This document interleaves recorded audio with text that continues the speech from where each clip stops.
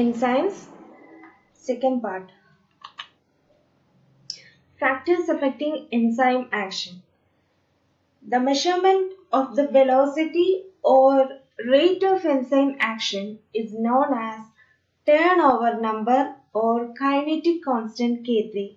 It denotes the number of substrate molecules transformed into product molecules by a single enzyme molecule in 1 minute. Enzyme ആക്ഷന്റെ velocity അല്ലെങ്കിൽ റേറ്റിന്റെ measurement ആണ് turnover number അല്ലെങ്കിൽ kinetic constant. ഇത് denote ചെയ്യുന്നത് ഒരു മിനിറ്റില് ഒരു സിംഗിൾ എൻസൈം മോളിക്യൂള് എത്ര സബ്സ്ട്രേറ്റ് മോളിക്യൂൾസിനെ പ്രൊഡക്റ്റ് മോളിക്യൂൾസ് ആയിട്ട് ട്രാൻസ്ഫോം ചെയ്യുന്നു എന്നുള്ളതാണ്. Quite a number of factors influence the turnover number of enzyme action. They include temperature, pH, concentration of substrate, concentration of enzyme, etc. ഇങ്ങനെ റേറ്റിനെ ഇൻഫ്ലുവൻസ് ചെയ്യുന്ന factors ആണ് temperature, P H, സബ്സ്ട്രേറ്റിന്റെ concentration, എൻസൈമിന്റെ concentration ഒക്കെ.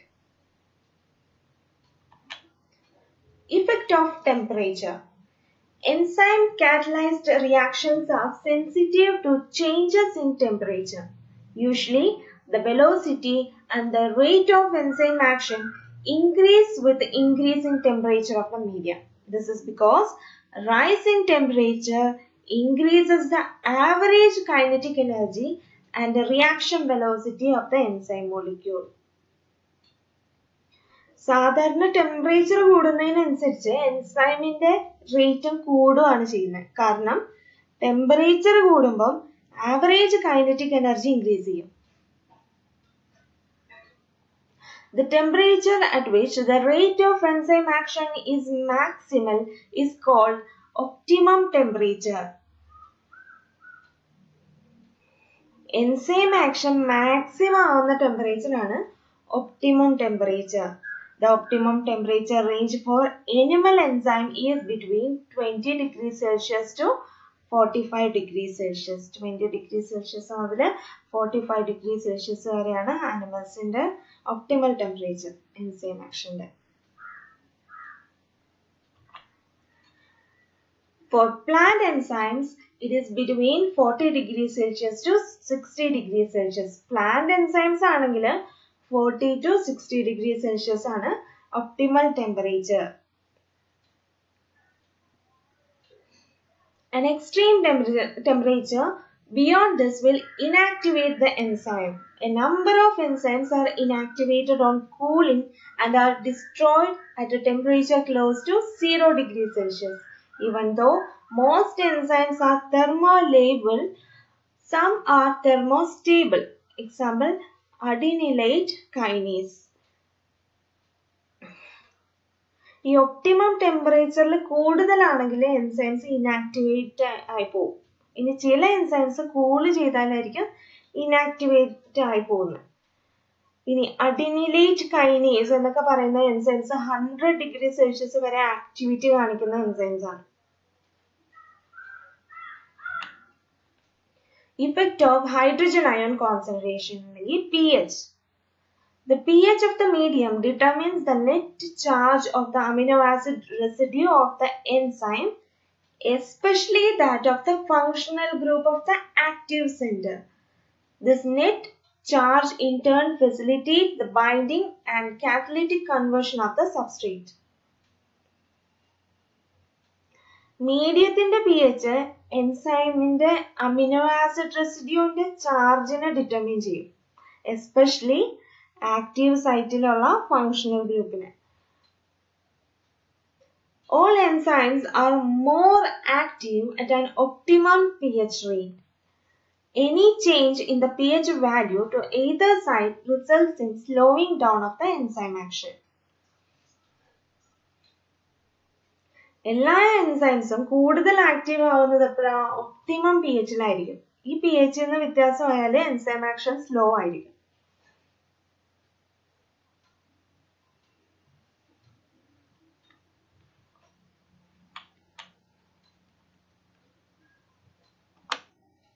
Any change in the pH value either side.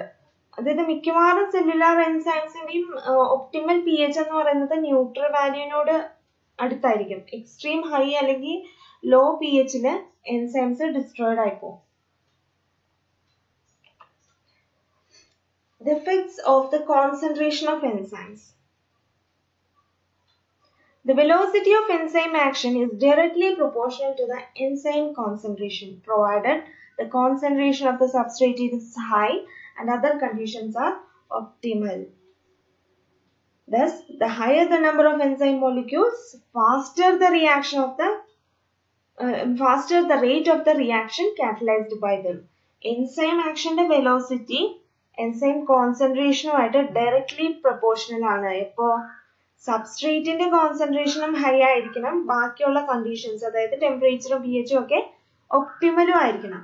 So ഈ കണ്ടീഷനിൽ enzyme molecules higher ആണെങ്കിൽ റേറ്റ് ഓഫ് റിയാക്ഷൻ ഫാസ്റ്റർ ആയിരിക്കും. ഗ്രാഫിൽ കാണിച്ചിട്ടുണ്ട്. എൻസൈം കോൺസെൻട്രേഷൻ ഹയർ ആയിരിക്കും. എൻസൈം കോൺസെൻട്രേഷൻ ഇൻക്രീസ് ചെയ്യുമ്പോൾ വെലോസിറ്റി ഇൻക്രീസ് ചെയ്തുകൊണ്ടിരിക്കും. Then effect of the concentration of substrate. When the substrate concentration is low, the rate and velocity of enzyme action will be very low. This is because the active centers of all the enzyme molecules will not be saturated with the substrate molecules.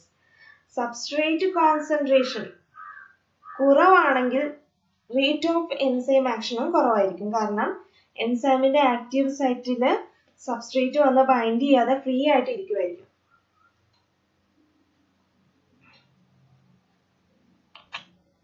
A steady increase in the substrate concentration correspondingly accelerate K1 and K3 of the forward reaction and thereby enhances the rate and velocity of the enzyme action. This represents the first phase of reaction.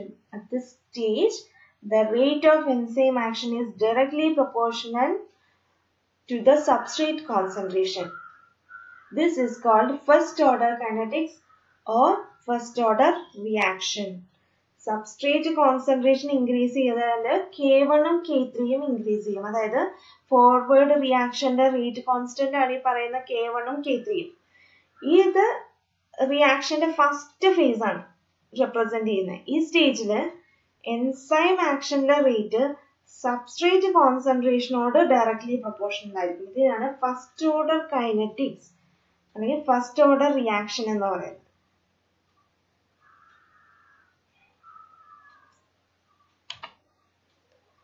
This continues until all the enzyme molecules get saturated with the substrate. At this stage, the rate of K3 reaction and the velocity of the enzyme action are maximal.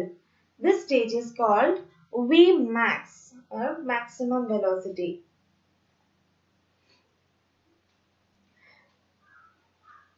ഇത് substrate വന്ന് bind ചെയ്ത് enzyme molecules എല്ലാം saturate ആവുന്നവരെ തുടർന്നുകൊണ്ടിരിക്കും. ഈ സ്റ്റേജിൽ K3 അതായത് substrate product ആയിട്ട് മാറുന്ന rate constant ആണ് K3 എന്ന് പറയുന്നത്. K3യും വെലോസിറ്റിയും മാക്സിമം ആയിരിക്കും.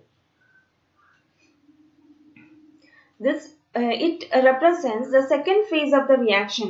At this stage, the velocity of the reaction is independent of substrate concentration but proportional to enzyme concentration. So, the formation and dissociation of the EP complex take place at a maximum velocity in dynamic equilibrium. ഇതാണ് second phase of reaction എന്ന് പറയുന്നത്. ഇതിനെ Vmax എന്ന് വിളിക്കാം. ഈ സ്റ്റേജിൽ റിയാക്ഷന്റെ velocity enzyme കോൺസെൻട്രേഷനോട് proportional ആയിരിക്കും. നേരത്തെ ഫസ്റ്റ് ഓർഡർ റിയാക്ഷൻ ആണെങ്കിൽ സബ്സ്ട്രേറ്റ് കോൺസെൻട്രേഷനോടായിരുന്നു പ്രൊപ്പോർഷണൽ ആയിരിക്കുക വെലോസിറ്റി. ഇവിടെ എൻസൈം കോൺസെൻട്രേഷനോടാണ് പ്രൊപ്പോർഷണൽ ആയിരിക്കുക. സബ്സ്ട്രേറ്റ് കോൺസെൻട്രേഷൻ ഇൻഡിപെൻഡന്റ് ആയിരിക്കും.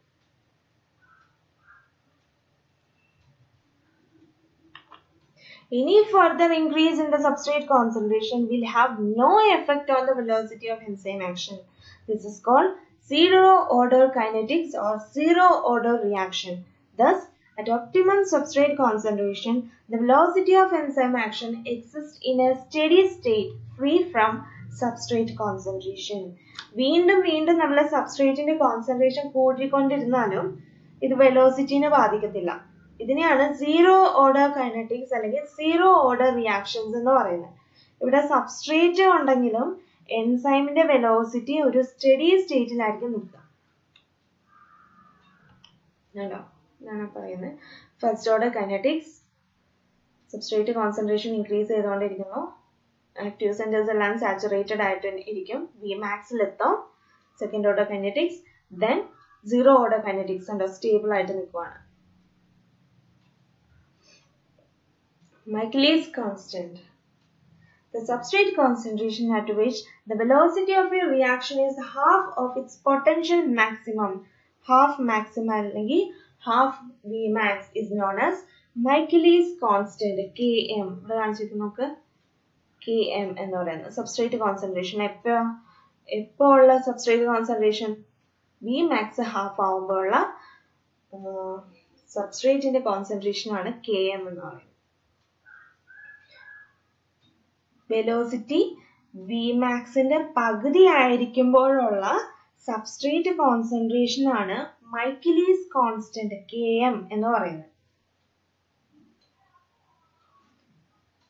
At half Vmax or Km, half the number of enzyme molecules will be in the form of E and the others in the form of ES or EP or both. Half Vmax അല്ലെങ്കിൽ Kmല് പകുതി എൻസൈംസും ഈ ഫോമിൽ അല്ലെങ്കിൽ substrate ആയിട്ട് bind ചെയ്യാത്ത അവസ്ഥയിലായിരിക്കും. ബാക്കിയുള്ളതോ ES അല്ലെങ്കിൽ EP ആയിട്ട്, അതായത് bond ഫോമിലായിരിക്കും. Km value is different for different enzymes but constant for every enzyme. This means that the substrate concentration needed to saturate enzyme molecules is different for different enzymes. Kmന്റെ value നോക്കിയാൽ ഒരു എൻസൈമിന് substrate ആയിട്ടുള്ള affinity അറിയാൻ കഴിയും. So Km is significant in that its value is inversely proportional to the affinity of the enzyme for the substrate. So smaller the value of Km, higher would be the affinity of an enzyme for its substrate.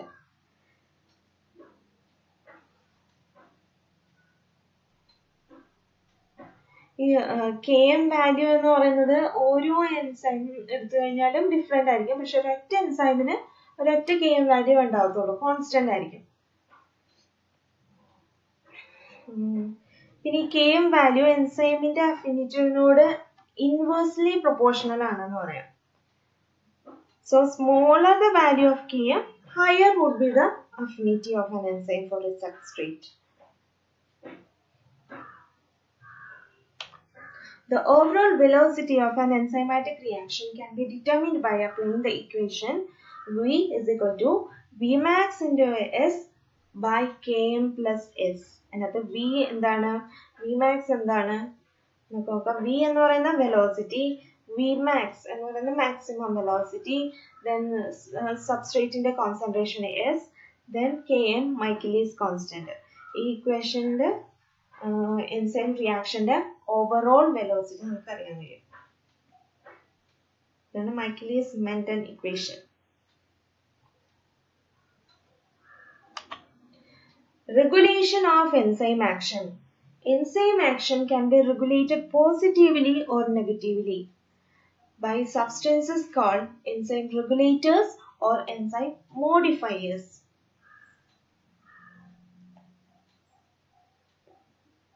Positive regulators which accelerate or enhance enzyme action are called enzyme activators, and negative regulators which slow down or stop enzyme action are called enzyme inhibitors. ഈ എൻസൈമിന്റെ action നമുക്ക് positive ആയിട്ടും negative ആയിട്ടും regulate ചെയ്യാൻ കഴിയും. Positive regulators ആണെങ്കിൽ അതിനെ enzyme activators എന്ന് പറയും. നെഗറ്റീവ് റെഗുലേറ്റേഴ്സ് ആണെങ്കിൽ എൻസൈം ഇൻഹിബിറ്റേഴ്സ് എന്ന് പറയും. Regulation of enzyme action is of two main kinds, namely allosteric modulation and covalent modification. മെയിനായിട്ട് രണ്ട് തരത്തിലാണ് allosteric modulationും covalent modificationും. എന്തൊക്കെയാണെന്ന് നോക്കാം. First one, allosteric modulation. This is the regulation of the functioning of allosteric enzymes by allosteric effectors, allosteric modulators, which can interact with the allosteric site of the enzymes. അതായത് active centre അല്ലാത്ത വേറൊരു സൈറ്റിനെയാണ് നമ്മൾ അല്ലോസ്റ്റെറിക് site എന്ന് പറയുന്നത്. അതിലുള്ള അല്ലോസ്റ്റെറിക് ഇഫക്റ്റേഴ്സ് വഴിയാണ് ഈ modulation നടത്തുന്നത്. അപ്പൊ എൻസൈമിന്റെ അല്ലോസ്റ്റെറിക് സൈറ്റ് ആയിട്ട് ഇന്ററാക്ട് ചെയ്യാൻ കഴിയുന്ന അല്ലോസ്റ്റെറിക് ഇഫക്റ്റേഴ്സ് അല്ലെങ്കിൽ അല്ലോസ്റ്റെറിക് മോഡുലേറ്റേഴ്സ് വെച്ചുള്ള റെഗുലേഷൻ ആണിത്. Active site is for binding of the actual substrate and the allosteric site are for binding of the allosteric regulators. These regulators include several metabolites, hormones, coenzymes and metal ions. ഈ എൻസൈമിന്റെ active site എന്ന് പറയുന്നത് ശരിക്കുള്ള substrate വന്ന് bind ചെയ്യാനും അല്ലോസ്റ്റെറിക് site അല്ലോസ്റ്റെറിക് റെഗുലേറ്റേഴ്സിനെ വന്ന് bind ചെയ്യാനും ഉള്ളതാണ്. ഈ അല്ലോസ്റ്റെറിക് റെഗുലേറ്റേഴ്സ് എന്ന് പറയുന്നത് മെറ്റാബോളൈറ്റ്സോ ഹോർമോൺസോ അല്ലെങ്കിൽ കോഎൻസൈംസോ മെറ്റൽ അയോൺസോ ഒക്കെയാണ്. Binding of the modulator molecules at the allosteric site causes a change in the tertiary structure of the enzyme and alters the conformation of its active site. This in turn increases or decreases the affinity between the enzyme and the substrate and thereby activate or inhibit enzyme action. Modulator molecules വന്ന് അല്ലോസ്റ്റെറിക് സൈറ്റിൽ bind ചെയ്യുമ്പോൾ എൻസൈമിന്റെ tertiary സ്ട്രക്ചറിൽ ഒരു change വരും. അങ്ങനെ വരുമ്പോൾ active സൈറ്റിലും ഒരു കൺഫോർമേഷണൽ change സംഭവിക്കും. കോൺജുഗേറ്റഡ് എൻസൈംസ് അല്ലേ, അപ്പോൾ ഒരു സൈറ്റിൽ എന്തെങ്കിലും ചേഞ്ച് വന്നു കഴിഞ്ഞാൽ ഓവറോൾ എൻസൈമിലും ആ ഒരു ചേഞ്ച് സംഭവിക്കും. അങ്ങനെ എൻസൈമും സബ്സ്ട്രേറ്റും ആയിട്ടുള്ള അഫിനിറ്റി ഇൻക്രീസ് ചെയ്യോ ഡിക്രീസ് ചെയ്യോ ചെയ്യും. ഇതാണ് regulation. Binding of the allosteric activator with the allosteric site causes the favorable conformational changes in the active center. These changes promote ES complexing, decreases the Km or increases the Vmax. This in turn accelerates enzyme action and bring about quick catalytic conversion of the substrate. Allosteric activator ആണ് അല്ലോസ്റ്റെറിക് സൈറ്റിൽ bind ചെയ്യുന്നതെങ്കിൽ favourable ആയിട്ടുള്ള കൺഫോർമേഷണൽ changes ആയിരിക്കും ഉണ്ടാവുക. ഈ change കാരണം ES complex പെട്ടെന്ന് തന്നെ ഫോം ചെയ്യും. ദെൻ Km കുറവായിരിക്കും, Vmax കൂടുതലായിരിക്കും. അങ്ങനെ എൻസൈം ആക്ഷൻ കൂടുതലായിരിക്കും. അല്ലോസ്റ്റെറിക് ആക്ടിവേറ്റർ ആണ് ബൈൻഡ് ചെയ്യുന്നതെങ്കിൽ. On the other hand, binding of the allosteric inhibitor causes unfavorable conformational changes in the active site. This in turn prevents ES complexing, increases the Km, decreases the Vmax and inhibits the catalytic conversion of the substrate. Allosteric inhibition can be partially reversed by the addition of the substrate. Allosteric inhibitor ആണ് അല്ലോസ്റ്റെറിക് സൈറ്റിൽ വന്ന് bind ചെയ്യുന്നതെങ്കിൽ unfavourable ആയിട്ടുള്ള കൺഫോർമേഷണൽ changes ആയിരിക്കും അവിടെ നടക്കുക. ES complex form ചെയ്യുന്നത് അവിടെ പ്രിവെന്റ് ചെയ്യാണ് ചെയ്യുന്നത്, തടയും. ഇനി Km ഇൻക്രീസ് ചെയ്യും. Km ഇൻക്രീസ് ചെയ്യാന്ന് പറഞ്ഞാൽ അഫിനിറ്റി കുറവായിരിക്കും. സോ Vmax ഡിക്രീസ് ചെയ്യും. ദെൻ അല്ലോസ്റ്റെറിക് ഇൻഹിബിഷൻ സബ്സ്ട്രേറ്റിന്റെ കോൺസെൻട്രേഷൻ കൂട്ടിക്കൊടുത്താൽ നമുക്ക് പരിഹരിക്കാവുന്നേ ഉള്ളൂ. ഈ സബ്സ്ട്രേറ്റിന്റെ കോൺസെൻട്രേഷൻ ഹൈ ആവുമ്പം ഇൻഹിബിറ്റേഴ്സ് ലെസ് ആക്റ്റീവ് ആയിരിക്കും, ആക്ടിവേറ്റേഴ്സ് മോർ ആക്റ്റീവ് ആയിരിക്കും. അങ്ങനെ നമുക്കത് സബ്സ്ട്രേറ്റിന്റെ എണ്ണം കൂട്ടിക്കൊടുത്താൽ അല്ലോസ്റ്റെറിക് ഇൻഹിബിഷൻ നമുക്ക് കുറയ്ക്കാൻ പറ്റും.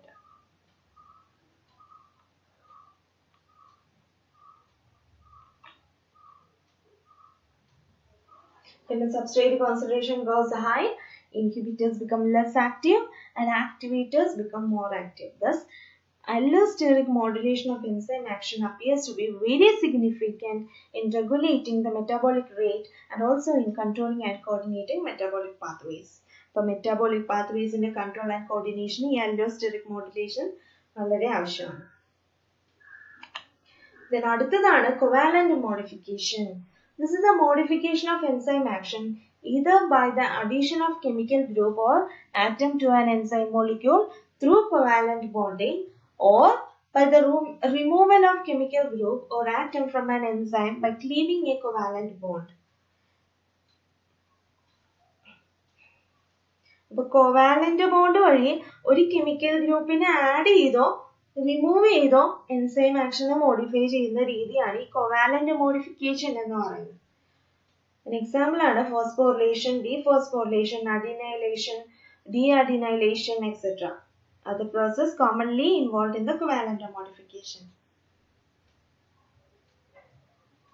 Addition or deletion modifications activate some enzymes but inactivate some others. For example, glycogen synthetase is active and glycogen phosphorylase is inactive in the phosphorylated form. Phosphorylase.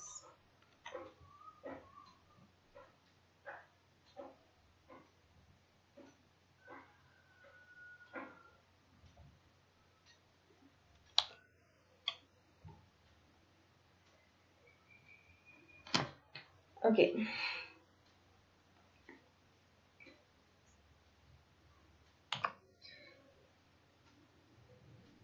ഇങ്ങനെയുള്ള addition അല്ലെങ്കിൽ deletion modifications ചില എൻസൈംസിനെ activate ചെയ്യുകയോ inactivate ചെയ്യുകയോ ചെയ്യും. Example ആണ് glycogen സിന്തറ്റീസ് എന്ന് പറയുന്നത്. Phosphate group add ചെയ്ത് ആക്റ്റീവ് ആവും. ഗ്ലൈക്കോജൻ ഫോസ്ഫോറിലേസ് ആണെങ്കിൽ ഫോസ്ഫേറ്റ് ഗ്രൂപ്പ് ആഡ് ചെയ്ത് കഴിഞ്ഞാൽ ഇനാക്ടിവേറ്റഡ് ആവും. അപ്പൊ ചിലത് ആക്ടിവേറ്റഡ് ആവും, ചിലത് ഇനാക്ടിവേറ്റഡ് ആവും. ഇതാണ് കോവാലന്റ് മോഡിഫിക്കേഷൻ. ഇത്രയുള്ളൂ റെഗുലേഷൻ.